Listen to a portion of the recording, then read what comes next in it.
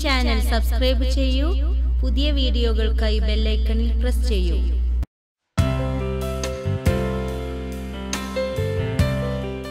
Hi friends, welcome to Femy's kitchen. ഇന്ന് ഞാനിവിടെ ഉണ്ടാക്കാൻ പോകുന്നത് പരിപ്പ് മുരിങ്ങ കറിയാണ്. ഇതിന് വേണ്ട ഇൻഗ്രീഡിയൻസ് എന്തെല്ലാമാണെന്ന് നോക്കാം.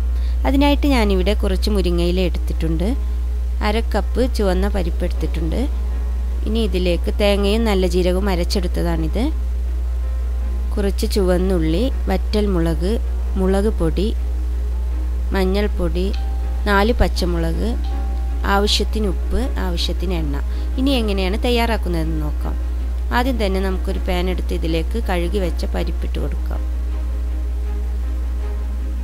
ഇനി ഇതിലേക്ക് ആവശ്യത്തിന് വെള്ളവും ഒഴിച്ച് 5 മിനിറ്റ് ഇതിനെ ഒന്ന് വേവിക്കാം.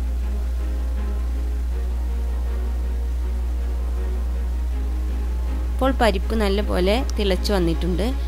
ഇനി നമുക്കിതിലേക്ക് മഞ്ഞൾപ്പൊടി, മുളക് പൊടി, പച്ചമുളക് എന്നിവ ചേർത്ത് കൊടുക്കാം.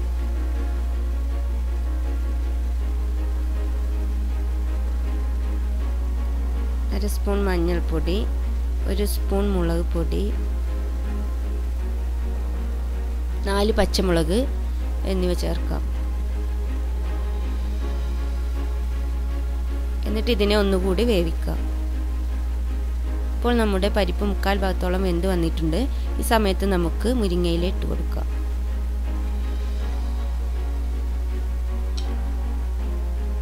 ആവശ്യത്തിന് ഉപ്പും ചേർക്കാം. എന്നിട്ട് ഇതിനെ നല്ലപോലെ ഒന്ന് മിക്സ് ചെയ്യാം.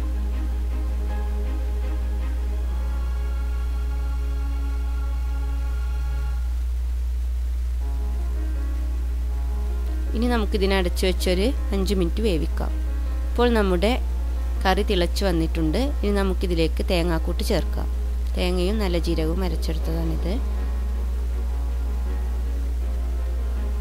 തിക്കായി വന്നിട്ടുണ്ടെങ്കിൽ ഇതിലേക്ക് കുറച്ചുകൂടി വെള്ളം ചേർക്കാം.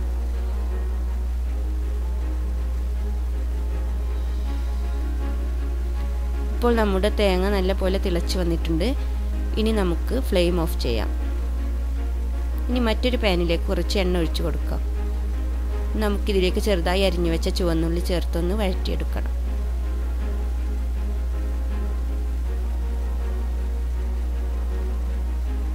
നമുക്കിതിലേക്ക് 2 വറ്റൽമുളക് കൂടെ ചേർക്കാം.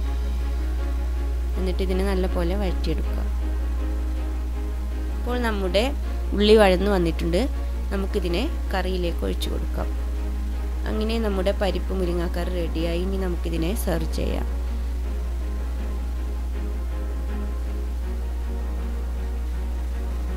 അങ്ങനെ നമ്മുടെ ടേസ്റ്റി പരിപ്പ് മുരിങ്ങാക്കറി റെഡി ആയിട്ടുണ്ട്. ഇത് ചോറിൻ്റെ കൂടെയെല്ലാം നല്ല കോമ്പിനേഷനാണ്.